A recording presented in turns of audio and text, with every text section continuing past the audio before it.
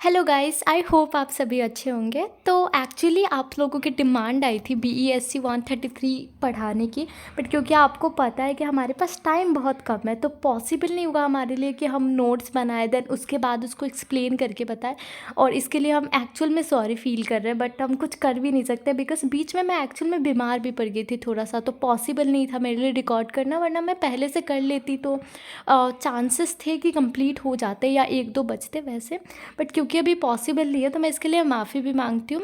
Plus मैं क्योंकि कराना हमारी ज़िम्मेदारी है, एक तरह से आपने डिमांड करी है, तो हम आपको ना मतलब मैं आपको सारे मेन टॉपिक्स जो होते हैं ना कहीं सारे चैप्टर्स के आपको थोड़े बहुत करके करवा देती हूँ, मतलब एक्सप्लेन कर देती हूँ कि आपको बेसिक आइडिया मिल जाएंगे जो बुक्स में हैं सारे।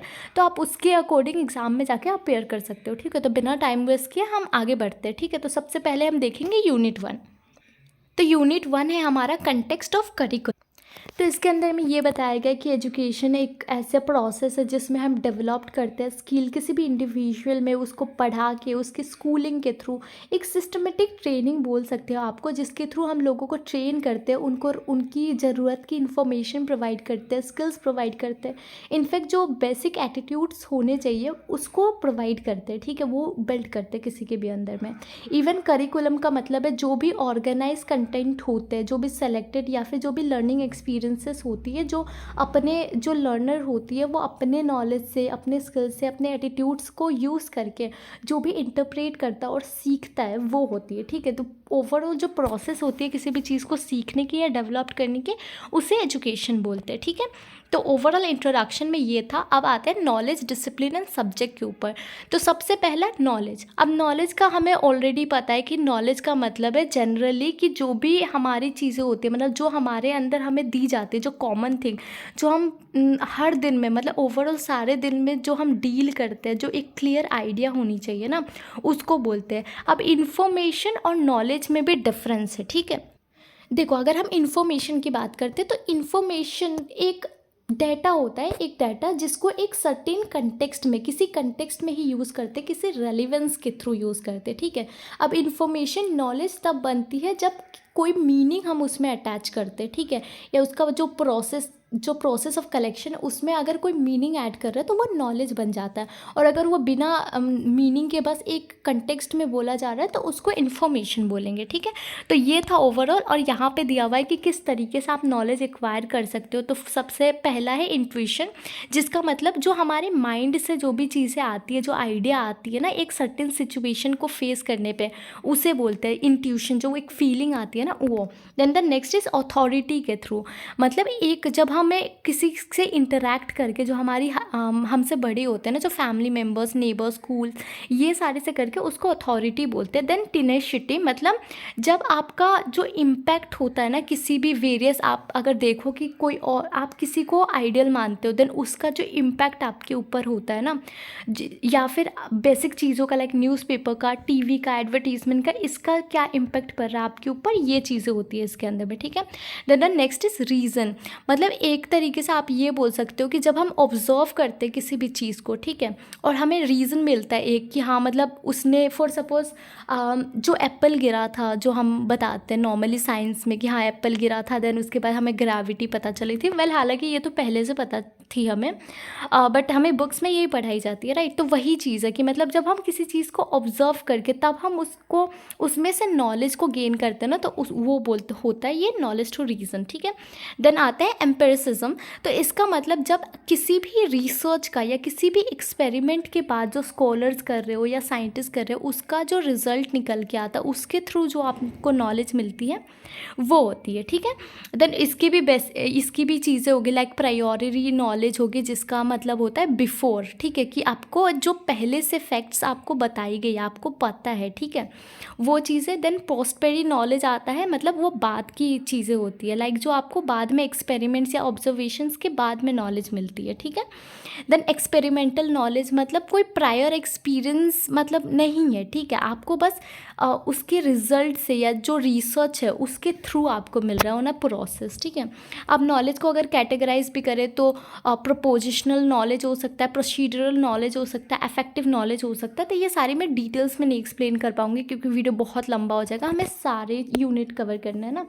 देन हम आते हैं डिसिप्लिन पे। अब डिसिप्लिन हमें बहुत ईजिली पता है तो एक्सप्लेन करने की ज़रूरत नहीं है, वो एक कंडक्ट है या फिर आप बोल सकते हो ओवरऑल आप जिस तरीके से बिहेव करते हो, ठीक है, जो जिस तरीके से बताया जाता है कि आपको ऐसे बिहेव करना है एक सर्टेन एरिया में। हर जगह की एक अपनी डिसिप्लिन होती है ना। स्कूल में आपको टाइम पे पहुंचना है, होमवर्क वगैरह अगर मिल रहा है वो टाइम पे करना है, कोई टास्क है वो कंप्लीट करनी है, सही से बड़ों से बात करनी है, रिस्पेक्ट करनी है टीचर्स के, ये सारी चीज़ें भी इसके अंदर में आ जाएगा।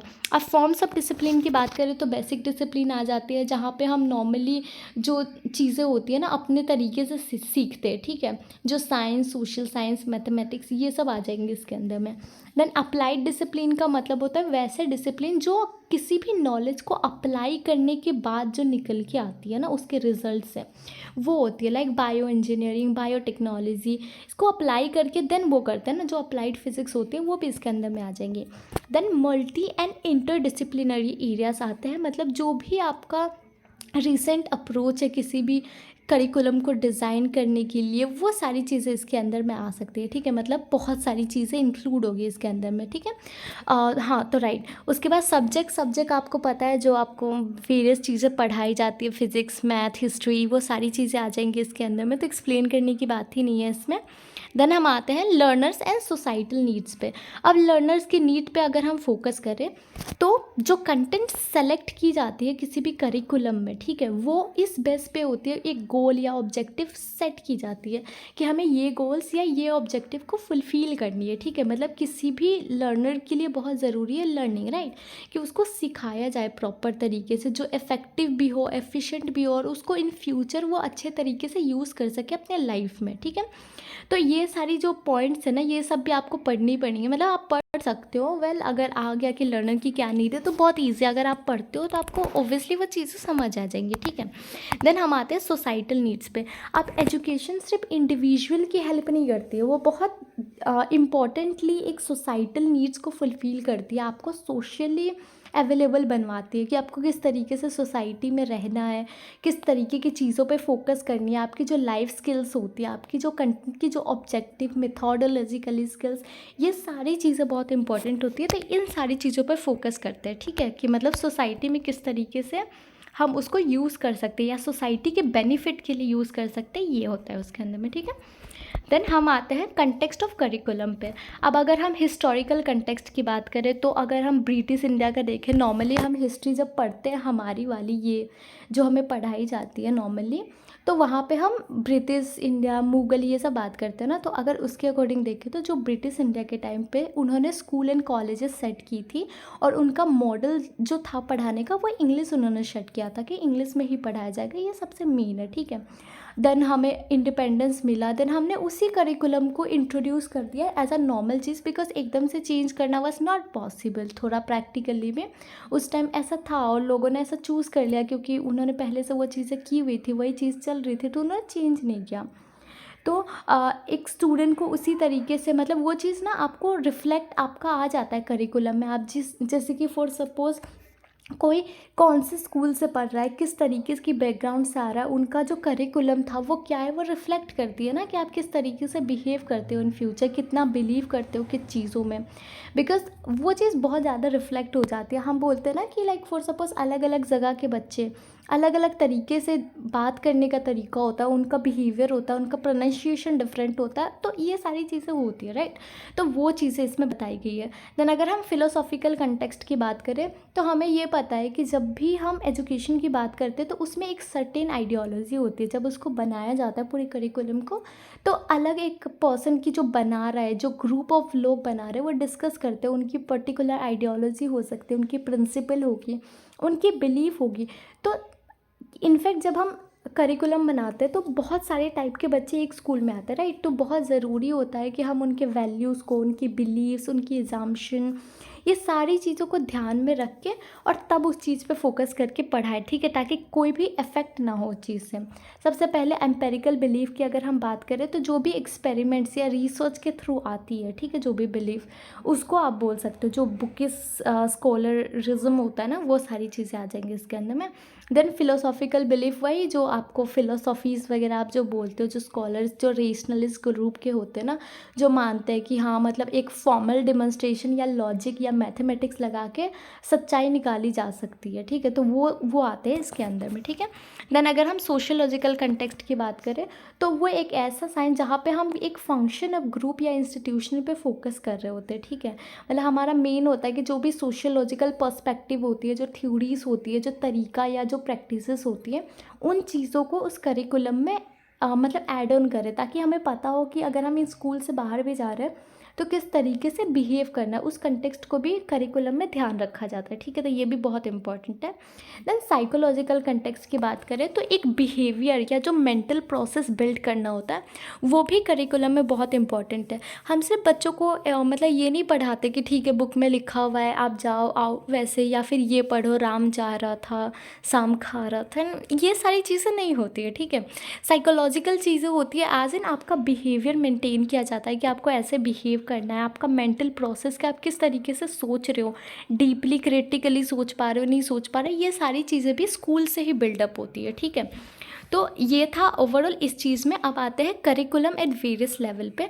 तो अगर हम लोकल लेवल की बात करें, ठीक है, तो अगर लोकल लेवल की कैरिकुलम होती है तो वो फोकस करते हैं कोई भी लोकल इश्यूज या प्रॉब्लम जो होती है, जो छोटे लेवल पे होती है ना, उसको थोड़ा इजी भी बनाया जाता है। जो इवैल्यूएशन का या जो ट्रांजैक्शन का प्रोसेस होता है वो इजी होती है। इवन जो प्रोग्राम्स वगैरह शेड्यूल होती है वो हम कंडक्ट करवाते रहते हैं टाइम टू टाइम, ताकि बता सके। ईज़िली अपडेट करना बहुत इंपॉर्टेंट हो जाता है रिक्वायरमेंट के अकॉर्डिंग, और वो थोड़ा ईजी भी हो जाता है कि हाँ मतलब हम आराम से करिकुलम अपडेट कर सकते हैं, क्योंकि वो छोटे से लेवल पे हम अगर एक स्कूल की बात कर रहे हैं, एक स्कूल में अगर कुछ चीज़ें चेंज करनी है तो वो ईजी होगी, राइट। तो वही चीज़ है। वही अगर हम करिकुलम एट स्टेट लेवल की बात करें तो वो थोड़ा सा टफ हो जाता है, क्योंकि वो आ जाती है यूनिवर्सिटी की। फॉर सपोज मैं बिहार की हूँ, अगर मैं बिहार यूनिवर्सिटी की बात करूँ तो पूरी बिहार यूनिवर्सिटी में कुछ एक चेंज लेके आना है कि इसके करिकुलम में चेंज कर रहे हैं, तो ओवरऑल जितने कॉलेजेस है जो इनके थ्रू स्पॉन्सर्ड है, जो इनके थ्रू आते हैं, इनके अंदर में आते हैं, उन सबको चेंज करना पड़ेगा। तो थोड़ा सा टफ होता है बट स्टिल इट्स ईजी थोड़ा, ठीक है। देन अगर नेशनल लेवल की बात करें तो जैसे कि हाल फिलहाल में कुछ सालों पहले ये चीज़ आया हुआ था, ये थोड़ा बहुत करिकुलम में चेंज किया गया था ना हमारे इंडिया में, कि हाँ मतलब ये नहीं कर सकते, या फिर 12th के बाद ऐसा होगा, आपको 9th के बाद ही वो चेंज करने पड़ेंगे, सर्टिफिकेट मिलेंगे एंड बहुत सारी चीज़ें, ठीक है। तो वो सब इसके अंदर में आ जाएगा कि सारे लर्नर को एक इक्वल अपॉर्चुनिटी भी प्रोवाइड करती है। ये बहुत अच्छी बात है कि नेशनल लेवल पे चेंज हो रही है, तो ये चीज़ें हर किसी के लिए एप्लीकेबल हो गई, चाहे बंदा पंजाब का है, हरियाणा का है, मद्रास का है, या कहीं का भी है, फ़र्क नहीं पड़ता। ये जस्ट कि मतलब पूरे नेशनल लेवल पे वो चीज़ें आएंगी, ठीक है। करिकुलम चेंज होगी तो एक इक्वल अपॉर्चुनिटी प्रोवाइड होगी, सबको इक्वल चीज़ें पढ़ाई जा रही है, ठीक है। तो ये बेटर नेशनल इंटीग्रेशन प्रोवाइड करता है, क्लैरिटी प्रोवाइड करता है, अचीवमेंट वगैरह प्रोवाइड करते हैं। तो ओवरऑल ये था इस चैप्टर में। हम स्किप करते हैं यूनिट 2। तो यूनिट 2 है हमारा meaning and types of curriculum, ठीक है। तो इसमें भी इंट्रोडक्शन में कुछ उतना बताया नहीं गया, वही सब नॉर्मली बताया गया कि स्कूल में ऐसा ऐसा होता है, तो हम स्किप कर देते हैं कंसेप्ट ऑफ करिकुलम पे। और सॉरी अगर मेरा पेस थोड़ा ज़्यादा है, बट आई गेस आप समझ रहे हो कि जल्दी कंप्लीट करना कितना इंपॉर्टेंट है, आपकी एग्ज़ाम बहुत नियर है ना, तो इसलिए, ठीक है। देन अब इसमें ये बताया गया कि सबको करिकुलम का मतलब पता है। हमने इवन प्रीवियस चैप्टर में भी पढ़ा है कि करिकुलम का मतलब एक प्रॉपर एक सिस्टम, जहाँ पे आप बच्चों को जो बुकिश नॉलेज होती है वो भी देते हो, उनको सोशली भी प्रिपेयर करते हो, साइकोलॉजिकली, मेंटली, फिजिकली, हर तरीके से आप उसको ट्रेन करते हो। तो जो ये पूरा ओवरऑल एक ब्रॉड टर्म, जो ये एक बहुत ही ब्रॉड टर्म होता है, मतलब ओवरऑल जब आप बच्चे को एक ट्रेन करते हो एक पर्टिकुलर एरिया में, तो उसको करिकुलम हम बोलते हैं, ठीक है। तो उसमें हम चेंजेस लेके आते हैं अकॉर्डिंगली, वो सारी चीज़ें। डेफिनेशन आप यहाँ से देख सकते हो कि करिकुलम की, क्योंकि एक प्रॉपर डेफिनेशन नहीं है, आप इसको किसी भी तरीके से कर सकते हो। मैं तो सीधा बोल दूँगी कि ये ओवरऑल एक प्रोसेस है जहाँ पे हम बच्चों को सिखाते हैं फुल्ली, मतलब हर तरीके से ट्रेन करते हैं, चाहे वो मेंटली हो, सोशली हो, साइकोलॉजिकल हो, ये सारी चीज़ें, ठीक है। तो हम इसमें टाइम नहीं स्पेंड करते फालतू में। हम आते हैं फंक्शन सर्व बाय करिकुलम पे। तो सबसे पहला फंक्शन है कि जो सब्जेक्ट ऑफ स्टडी होती है और लाइफ होती है, उनके बीच में एक बैलेंस क्रिएट करना एक बहुत इंपॉर्टेंट चीज़ें होती है। Then acquisition and strengthening of knowledge, मतलब जो भी हम नॉलेज गेन करते हैं, जो रेलिवेंट नॉलेज है जो हर सब्जेक्ट से हमें मिल जाती है, उसको मतलब प्रॉपर तरीके से स्ट्रेंथन करना, उसको इतना स्ट्रॉन्ग बनाना लोगों की माइंड में या फिर बच्चों की माइंड में कि वो उस चीज़ को प्रॉपर यूज़ कर सके। देन हॉलिस्टिक डेवलपमेंट की बात करें तो जो भी हमारा physical, mental, social, moral, religious, spiritual development होती है एक स्टूडेंट पे, इन चीज़ों पे फोकस करना, ठीक है। देन डेमोक्रेटिक वैल्यूज़ भी बहुत इंपॉर्टेंट चीज़ें होती है कि जो इक्विटी होती है, जो लिबर्टी या फेटर्निटी की बात कर रहे होते हैं कि हर कोई इक्वल है, प्रॉपर अपॉर्चुनिटी मिलनी चाहिए, ये सारी चीज़ें सिखाना भी बहुत इंपॉर्टेंट है, ये भी करिकुलम का पार्ट है। Then specification of student needs, कि हर स्टूडेंट की एक अलग इंटरेस्ट होती है, अलग स्किल्स होती है, एबिलिटीज़ होती है, एटीट्यूड्स होती है, उसको प्रॉस्पर, उसको ज़्यादा बेटर बनाना। देन रियलाइजेशन ऑफ वैल्यूज़, जो अल्टीमेट एम होता है ना एजुकेशन का, वो है कैरेक्टर बिल्ड करना किसी भी स्टूडेंट का। हम बोलते हैं ना कि एक पर्सन एजुकेटेड तभी माना जाता है जब उसका कैरेक्टर वो रिफ्लेक्ट कर रहा हो, वो प्रॉपर तरीके से लोगों की रिस्पेक्ट कर पा रहा हो। ऐसा नहीं कि हाँ बिल्कुल ही मुँहफट है, वैसे मतलब मुँहफट इन द सेंस कि मुँहफट को भी फिर भी हम पॉजिटिव लेते हैं, मतलब ऐसा नहीं कि बिल्कुल ही बदतमीज़ हो, वैसे टाइप, ठीक है। Then harmony between individual and society, ये भी बहुत इंपॉर्टेंट एम है करिकुलम का, कि एक बैलेंस बना के रखना किसी भी इंडिविजुअल और सोसाइटी में कि वो किस तरीके से मेंटेन करके चल रहा है। देन एक कंडक्टिव एनवायरनमेंट क्रिएट करवाना ताकि वो मैक्सिमम जितना ज़्यादा पॉसिबल हो वो चीज़ें वो अचीव कर सके, अपनी इंटेलेक्चुअल चीज़ें का यूज़ करके, अपनी इमोशन, अपने स्किल्स का यूज़ करके, मतलब बेटर अचीव कर सके, ठीक है। देन हम आते हैं करिकुलम फ्रेमवर्क पे। तो ऑब्वियसली करिकुलम एक प्रोसेस है, तो इसको हम बार बार नहीं करेंगे। तो करिकुलम फ्रेमवर्क का मतलब है जो भी एजुकेशनल एनवायरनमेंट हम प्रोवाइड करते हैं, चाहे वो स्कॉलिस्टिक का आप बोलो या को स्कॉलिस्टिक, मतलब जो को करिकुलम एक्टिविटीज़ होती है एंड जो करिकुलर एक्टिविटीज़ होती है नॉर्मल जो पढ़ाई जाती है बुक वाली, वो सारी चीज़ें जब एक चीज़ों में लेके आते हैं तो वो होता है करिकुलम फ्रेमवर्क, ठीक है। ये आप देख सकते हो, ये आपको यहाँ पे सारी चीज़ें दिख जाएंगी डिटेल्स में, ठीक है। तो मैं आपको ये डिटेल्स में नहीं समझाऊंगी बिकॉज बहुत टाइम लग जाएगा, ठीक है, क्योंकि ये पॉइंट्स ही है, तो I don't think so points आपको समझाने पड़ेंगे, तो आप डायरेक्ट भी पढ़ सकते हो। देन करिकुलम एंड सिलेबस, ये दोनों चीज़ें भी ऑलमोस्ट सेम नहीं बोलेंगे, ओके मैं बताती हूँ। करिकुलम एक ब्रॉड टर्म है जहाँ पे हम ओवरऑल फोकस करते हैं, जिसके अंदर में सब आएगा, स्पोर्ट्स वगैरह भी आएंगी, इवन अगर कोई डांस क्लासेस हो रही है वो भी आएगी, और आपको जो सब्जेक्ट्स की पढ़ाई होती है वो भी आएगी। वही अगर दूसरी तरफ हम सिलेबस की बात करते हैं तो सिलेबस में बस वो सब्जेक्ट्स आएंगे कि आपकी जो हिस्ट्री, ज्योग्राफी, मैथ, साइंस, ये सारी चीज़ों का कॉम्बिनेशन को सिलेबस बोलते हैं, ठीक है। तो दोनों को एक जैसा मत समझना, मतलब दोनों लगभग सेम है बट नॉट ओवरऑल। अब यहाँ पे भी करिकुलम एंड टेक्स्ट बुक है, तो करिकुलम आपको पता है, वेल टेक्स्ट बुक बस एक सब्जेक्ट का प्रॉपर एक टेक्स्ट होता है जहाँ पे उस सब्जेक्ट का, उस स्पेसिफिक सब्जेक्ट के बारे में आपको डिटेल्स दी गई है, ठीक है। तो ये भी दोनों फ़र्क होता है बट स्टिल ऐसा दिया गया है। अगर वही हम टाइप्स ऑफ करिकुलम की बात करते हैं तो सबसे पहला है कोर करिकुलम। तो इसका मतलब होता है जो मिनिमम लर्निंग एक्सपीरियंस होती है किसी भी इंडिविजुअल के लिए, जो ज़रूरी है कि वो एक सेटिस्फैक्ट्री लाइफ जी सके सोसाइटी में, तो उस चीज़ के लिए, मतलब वो नॉर्मल एक इंसान जी सके एक सोसाइटी में, उस उतने के लिए जब उसको सिखाया जाता है तो वो है कोर करिकुलम, ठीक है। इसके अंदर में छोटी छोटी चीज़ों का ध्यान रखा जाता है, तो आप ये सब पॉइंट्स पढ़ सकते हो। वहीं अगर हम नल करिकुलम की बात करते हैं तो वो एग्जैक्ट जो एनालिसिस होती है किसी भी करिकुलम का, ठीक है, उस चीज़ पे फोकस कर रही होती है। मतलब आप ये बोल सकते हो कि जो चीज़ें पढ़ाई नहीं जाती है, ठीक है, वो होते हैं इसके अंदर में, मतलब आपको पढ़ाई नहीं जा रही है, आपको वो चीज़ बताई जा रही है। फॉर एग्जांपल जो करिकुलम होता है सोशल साइंस का, तो आप सोशल साइंस ऐसे नहीं पढ़ते हो ना। सोशल साइंस के अंदर में ऐसा होता है, हिस्ट्री होता है, ज्योग्राफी होता है, इकोनॉमिक्स होता है, पॉलिटिकल साइंस होता है, सोशियोलॉजी होती है, साइकोलॉजी होती है, ये सारी चीज़ें, ठीक है। तो जो दूसरा बाकी सब सब्जेक्ट्स है वो साइलेंटली सिखाई जाती है, लेकिन उसका नाम ऐसा होता है कि हम सोशल साइंस पढ़ रहे हैं, राइट। मतलब वो सोशल साइंस के नाम से जाना जाता है, लेकिन उसके अंदर में काफ़ी सारे सब्जेक्ट्स हैं, तो वो होता है नल करिकुलम, ठीक है।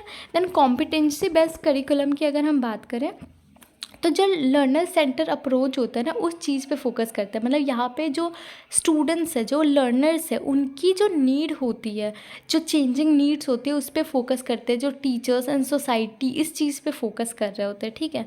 इवन सिटीजनशिप की बात करें या कम्युनिकेशन, कोलैबोरेशन स्किल्स, लर्निंग की किस तरीके से सीखना है, इमेजिनेशन, क्रिएटिविटी, ये सारी चीज़ें कि एक मतलब एक बच्चे के अंदर ना कॉम्पिटेंसी स्किल डेवलप्ड हो सके, एक कंपटीशन वाला माइंडसेट बन सके कि बेटर करना है, इम्प्रूव करना है अपने आप को, ऐसा नहीं कि बिल्कुल नहीं करना, वैसा वाला आलस नहीं आनी चाहिए। देन हिडन करिकुलम की बात करें, तो जो अनऑफिशियल या इनफॉर्मल इन्फ्लुएंस होते हैं ना, वो आप बोल सकते हो, वो एक तरीके से इसके अंदर में आ जाएगा, ठीक है। मतलब जो भी हम वैल्यूज़, जो बिहेवियर, जो नॉर्म्स, ये सब जो सिखाते हैं ना, जो जिस तरीके से आपको बिहेव करना है, वो सब इसके अंदर में आ जाएगा। कि वो सिलेबस में नहीं लिखा है, बट स्टिल आपको सिखाया जा रहा है, बिकॉज वो बहुत इंपॉर्टेंट है पूरे लाइफ के लिए, ठीक है। देन हैप्पीनेस करिकुलम की भी अगर हम बात करें, तो जहाँ पे एक स्टूडेंट को मल्टी स्टोरीड अपार्टमेंट, मतलब एक मल्टी स्टोरीज़ के थ्रू आप बता रहे हो, मतलब अलग अलग डिफ़िकल्ट सर्कमस्टेंसेस दे रहे हो और उसको नरिश कर रहे हो, इस तरीके से बता रहे हो कि वो अपने माइंड को, अपने बॉडी को यूज़ करके उस चीज़ से हैप्पीनेस कैसे निकालना है, खुशियाँ निकालना है, कैसे बेटरमेंट लेके आनी है, वो चीज़ें बहुत इंपॉर्टेंट है, ठीक है। और ये बहुत इंपॉर्टेंट भी है क्योंकि डिफ़िकल्ट सर्कमस्टेंसेस में एक इंसान का, वो बच्चा सीखता है। इनफैक्ट हर पर्सन की ना एक अलग अलग चीज़ें होती है कि कुछ डिफ़िकल्ट सिचुएशन में डालोगे तभी वो चीज़ को सीख पाएगा, कुछ होते हैं कि वो बड़े होने के बाद भी उसके अंदर ज़्यादा बचपना होता है, तो ये सारी चीज़ें भी इसके अंदर में आ जाती है, ठीक है, कि ये सिखाना भी बहुत इंपॉर्टेंट हो जाता है। देन एंटरप्रेन्योरशिप करिकुलम प्रोग्राम, मतलब जहाँ पे हम एंटरप्रेन्योरशिप को मतलब इंट्रोड्यूस करवाते हैं एजुकेशन में, ताकि हम बच्चों को अपॉर्चुनिटी प्रोवाइड कर सके, चाहे वो डिस्कवरी के थ्रू हो रही है या क्रिएटिविटी पे फोकस करके, रिस्क टेकिंग पे मतलब एक बच्चों को इतना प्रिपेयर करो कि वो रिस्क ले सके लाइफ में और बेटर अपने आइडियाज़ को एक्शन में ट्रांसफॉर्म कर सके बेटरमेंट के लिए, ठीक है। ये है इस चैप्टर में। अब हम आते हैं यूनिट 3 पे। यूनिट 3 है हमारा करिकुलम डेवलपमेंट, तो इसमें भी हम करिकुलम के बारे में ही पढ़ेंगे, तो इंट्रोडक्शन स्किप करते हैं। देन करिकुलम प्लानिंग, ठीक है। अब ये बताया जाता है कि करिकुलम एक इम्पॉर्टेंट डॉक्यूमेंट है जो रिफ्लेक्ट करती है कि किस टाइप की एक्टिविटी होनी चाहिए एक स्कूल या ऑर्गेनाइजेशन में, ताकि हम बच्चों की जो होलिस्टिक या ओवर डेवलपमेंट होती है उस चीज़ पे फोकस कर सके, ठीक है। अब एजुकेशन सिस्टम को इफेक्टिव बनाना बहुत ज़रूरी है, और उसको इफेक्टिव बनाने के लिए करिकुलम को मतलब अच्छे तरीके से प्लान करना, नेशनल पॉलिसीज़ और सोसाइटल नीड्स को फोकस करते हुए, ये बहुत ज़रूरी है, ठीक है। अगर हम करिकुलम प्लानिंग की बात करें, तो ये एक सीरीज़ ऑफ एक्टिविटीज़ होती हैं, बहुत सारी एक्टिविटीज़ होती है जिसको इस तरीके से बनाया जाता है कि एक सोसाइटी या कंट्री की गोल्स या नीड्स को हम फुलफ़िल कर सके, ठीक है। तो ये है। अब इसमें बहुत सारी क्वेश्चंस माइंड में आ सकते हैं ये सारी, कि हाँ what are the goals and policies of education in a country and different चीज़ें। तो ये सारी चीज़ें ना, इनके अलग अलग लोग हैं, जो रैल्फ या फिर हिल्डा, इन्होंने अलग अलग अपने तरीके से बताया हुआ सेम चीज़ को, ठीक है, कि क्या होता है।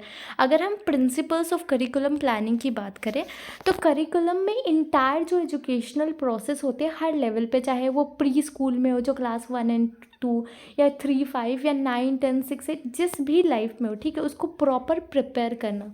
अब एजुकेशन इसलिए भी बहुत इंपॉर्टेंट है क्योंकि वो ऐसा नहीं होता कि अभी सीखा फिर उसका कोई काम नहीं है, वो पूरे लाइफ में दिखता है, थ्रू आउट लाइफ आपको उसका काम आने वाला है। इनफैक्ट गांधी जी भी ये बोलते थे, ठीक है। और इनफैक्ट गांधी जी क्या, कितने सारे लोग बोलते हैं। इनफैक्ट एजुकेशन है ही इतनी इंपॉर्टेंट कि वो ओवरऑल आपकी लाइफ को बेटर बनाने के लिए होती है। आप उसके थ्रू जो भी सीखते हो उसको लाइफ में आप इम्प्लीमेंट करते हो, और अगर आप इम्प्लीमेंट करते हो तभी आप एक बेहतर इंसान माने जाते हो, ठीक है।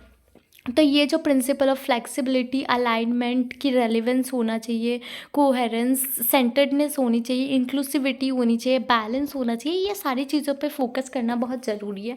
इनफैक्ट ये सारे प्रिंसिपल्स है कि फ्लेक्सिबल होना बहुत ज़रूरी है, कि हर कोई, हर बंदा या बंदी जो भी पढ़ रहे हैं वो उस चीज़ को अटेन कर सके, ऐसा नहीं कि नहीं कर सके, ठीक है। और वहाँ पे इनोवेटिव या एडेप्टेबिलिटी होनी चाहिए।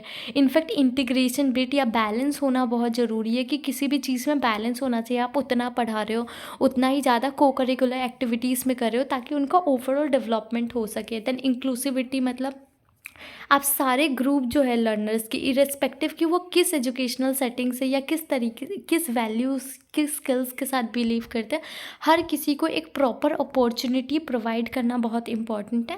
देन लर्नर सेंटर्ड होना बहुत ज़रूरी है, कि लर्नर्स के पर्सपेक्टिव से देख के उनको पढ़ाना। देन कोहेरेंस बहुत ज़रूरी है, मतलब आप प्रीवियस नॉलेज को किस तरीके से, इस तरीके से बिल्ड करो कि नए नॉलेज को वो अटेन भी करें और प्रीवियस के साथ रिलेट भी कर सके, ये भी बहुत ज़रूरी है। देन रेलिवेंस होना बहुत ज़रूरी है, कि रेलेवेंट चीज़ें आप पढ़ा रहे हो या बता रहे हो उनको। देन अलाइनमेंट बहुत ज़रूरी है, जहाँ पे आप इवैल्यूएशन जो आपकी कोर्स होती है या फिर जो भी चेंजिंग नीड्स है, कि for suppose time to time चीज़ें चेंज होती है ना, तो डिमांड्स भी चेंज होती है, नीड्स चेंज होती है, तो उसके अकॉर्डिंग आप अलाइन हो सको, ऐसा करिकुलम होना चाहिए, ठीक है।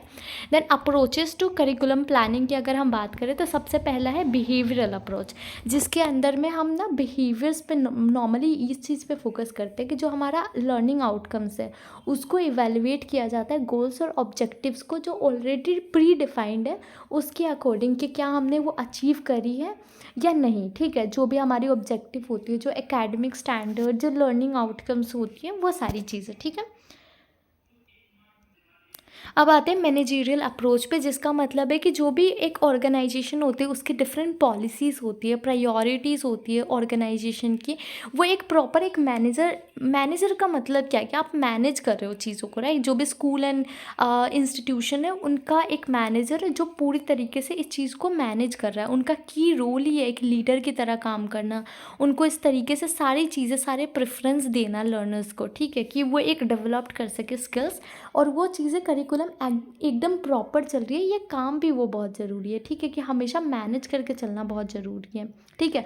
तो जो मेजर फोकस होता है वो सुपरविजन पे होता है, या करिकुलर एक्टिविटीज़ के एडमिनिस्ट्रेशन या सपोर्ट जो होती है टीचर्स की तरफ से, उस चीज़ के ऊपर होती है, ठीक है। अगर हम सिस्टम अप्रोच की बात करें तो इसके अंदर में बहुत सारी चीज़ें आएंगी, लाइक अपने गोल्स एंड ऑब्जेक्टिव को अचीव करना, ये तो सबका टारगेट है, राइट, लाइक ओवरऑल टारगेट है। तो सिस्टम अप्रोच में हम फोकस करते हैं जो विद इन द सिस्टम जो चीज़ है ना उसके पार्ट्स पे फोकस कर रहे होते हैं, कि वो एक दूसरे से इंटरेक्ट कर सके, वो एक दूसरे से रिलेट कर सके, वो इफेक्टिव आउटकम दे सके, कि दो चीज़ें अगर हम सिखा रहे हैं तो वो रिलेटेबल हो और उस चीज़ों से वो सीख सके आगे के लिए, ठीक है। Like curriculum, instruction, counselling, administration, evaluation, ये सारी चीज़ें आ जाएगा। देन ह्यूमनिस्टिक अप्रोच, ठीक है, तो इसका भी मतलब है जो नेचर ऑफ चाइल्डहुड होती है ना उस चीज़ पे फोकस करते हैं, कि चाइल्ड की इंटरेस्ट क्या है, उसकी नीड्स क्या है, उसकी एबिलिटीज़ क्या है, इन सारी चीज़ों पे फोकस करते हैं, क्योंकि ये माना जाता है कि एक पर्सन की जो कैपेबिलिटीज़ होती है वो इस चीज़ से निखर के आती है कि उसको कितना फ्रीडम, कितनी लिबर्टी दी गई है, ठीक है। आप किसी को एकदम घर के अंदर बंद करके रखोगे तो वो ऑब्वियसली दुनिया के बारे में नहीं सीख पाएगा, दैट्स वेरी लॉजिकल, कि जहाँ पे बोला जाता है कि लड़कियों को दुनिया की समझ थोड़ी कम होती है, वो इस मतलब बाहर की दुनिया की, बिकॉज उनको आप पहले के ज़माने में आप अंदर रखते थे घर पे, आप उनको नहीं जाने देते थे, बट आजकल तो ये चीज़ें नहीं है, तो नहीं कह सकते। तो ये सारी चीज़ें आती है कि आप उनको लिबर्टी प्रोवाइड करो, उनकी नीड्स एबिलिटी पे फोकस करो, ठीक है। देन आता है इंटेलेक्चुअल एंड एकेडमिक अप्रोच पे, तो इसका मतलब कि एक लर्नर सोसाइटी, ये सब्जेक्ट भी बहुत मैटर करती है, जो थ्योरेटिकल नॉलेज होता है, ठीक है, किसी भी लर्नर का, उसकी इंटरेस्ट, उसकी कैपेबिलिटीज़, उसका जो कंसिड्रेशन है, उसको बहुत उसकी जो एबिलिटीज़ है उस चीज़ों को फोकस करना बहुत ज़रूरी है, कि कंसीडर करके ही आप प्लान करो, पूरे इंटेलेक्चुअल वे में आप उसको सपोर्ट करो, ठीक है, ताकि ओवरऑल डेवलपमेंट हो रही है उसकी। Then dimension of curriculum design, ठीक है, तो इसके अंदर में बहुत सारे डायमेंशंस आ जाएंगे, लाइक करिकुलम की गोल्स एंड ऑब्जेक्टिव पे फोकस करना, सिलेबस पे फोकस करना, जो स्टैंडर्ड्स होती है, लर्निंग आउटकम्स होती है उस पे, टेक्स्ट बुक पे, लर्निंग रिसोर्सेज, आपका असेसमेंट का प्रोसेस क्या है, आपकी सिस्टमेटिक रिफॉर्म्स कैसी है, ये सारी चीज़ों पे फोकस करना बहुत ज़रूरी है, ठीक है। तो आप ये पॉइंट्स पढ़ सकते हो। Then curriculum at different stages. तो सबसे पहला प्री प्राइमरी स्टेजेस, तो यहाँ पे हम बच्चों को नॉर्मली जो ऑब्जर्वेशन होती है ना वो सिखाते हैं कि लाइक स्टोरीज़ वगैरह सुनाना, आर्ट एंड क्राफ्ट पे फोकस करना, डांस, सॉन्ग एट्सेट्रा, मतलब जो भी एक्टिव चीज़ें होती हैं ना, जो लोकल एनवायरनमेंट में चीज़ें होती है उसको हम पढ़ाते हैं ताकि बच्चों को अंदर वो एक तो कि हाँ वो खुल जाए प्रॉपर तरीके से, दूसरी चीज़ें वो एक्टिव लर्नर की तरह निखर के आ सके। ठीक है, अगर हम नेचुरल चीज़ें कर रहे हैं तो क्योंकि रूटीन वाइज एक्टिविटीज़ थोड़ा सा डल कर देती है बच्चों को, तो इसलिए ये करवाते हैं। ठीक है, then primary and upper primary की अगर हम बात करें तो यहाँ पे हम थोड़ा सा इम्प्रूव करते हैं रीडिंग की और राइटिंग पे फोकस करवाते हैं, जो कॉम्प्रिहेंसिस होती है उसके लिए हम प्रिपेयर करते हैं कि उसको पढ़ाते हैं। ठीक है, बहुत सारे कंसेप्ट या शेप्स वगैरह इंट्रोड्यूस करवाते हैं, पैटर्न्स इंट्रोड्यूस करवाते हैं, जो मेजरमेंट्स होती है उसके बारे में नॉलेज देते हैं। ठीक है, देन सेकेंडरी की अगर हम बात करें तो थोड़ा सा एनर्जेटिक फिजिकल या सोशल एनवायरनमेंट पे फोकस कर रहे होते हैं, जहाँ पे हम उनके डिफरेंट जो डिसिप्लिन्स होती है उस पर फोकस कर रहे होते हैं। ठीक है, जो हमारी अभी के टाइम पे भी देखें तो जो एडोलिसेंस बच्चे होते हैं जिसको एक लॉजिकल थिंकिंग में वो घुसाया जाता है, अप्रोप्रिएट एक पेडागोगी होता है, एक तरीका होता है प्रॉपर कि उसके एबिलिटीज़ को इम्प्रूव कर सकें, इस चीज़ पे फोकस करते हैं। देन हायर सेकेंडरी में हम ओवरऑल जो होती है, ठीक है, उस चीज़ पे फोकस करते हैं, जो मेन हमारी जो लिबरल आर्ट कोस्ट है, ठीक है, जो टेक्स्ट बुक वगैरह होते हैं, जो डीप लर्निंग वगैरह होती है, या सस्टेनेबल डेवलपमेंट गोल्स को लेके बात करो, या आपकी जो वैल्यूज़ होती है, जो moral goodness, health and hygiene को लेके सिखाना, ये सारी चीज़ें हम हायर लेवल पे सिखाते हैं। देन यूनिवर्सिटी लेवल पे ऑब्वियसली आपको पता है कि ये बहुत ज़्यादा हाई लेवल पे मतलब कुछ ज़्यादा ही डेप्थ नॉलेज प्रोवाइड करती है, जो स्पिरिट ऑफ इंक्वायरी होती है डिफरेंट एरियाज़ में अलग अलग होती है यूनिवर्सिटी लेवल पे कि आप क्या चूज़ कर रहे हो, देन उसके अकॉर्डिंग आपको एक फंडामेंटल नॉलेज दी जाती है पूरे सब्जेक्ट्स के बारे में, जिस भी एरिया में आपको पढ़ाया जा रहा है। ठीक है, जिस भी यूनिवर्सिटी से आप पढ़ते हो। Then steps for curriculum development में पहले आप डायग्नोसिस करोगे लर्नर की नीड क्या है, मतलब पहले आप देखोगे कि लर्नर की नीड क्या है, देन आप लर्निंग ऑब्जेक्टिव को फॉर्मुलेट करोगे, बनाओगे, देन आप लर्निंग कंटेंट को सेलेक्ट करोगे उसके अकॉर्डिंग, उसके बाद उसको ऑर्गेनाइज करोगे पूरे लर्निंग कंटेंट को, देन आप सेलेक्ट करोगे जो लर्निंग एक्सपीरियंसेस है कि कौन सिखा रहा है कौन से सब्जेक्ट को, ये सारी चीज़ें, देन आप ऑर्गेनाइज करोगे लर्निंग एक्टिविटीज़ को भी, उसके बाद आप इवेलुएशन करोगे कि आप एवेलुएट कर रहे हो कि किस तरीके से प्रिपेयर करना है।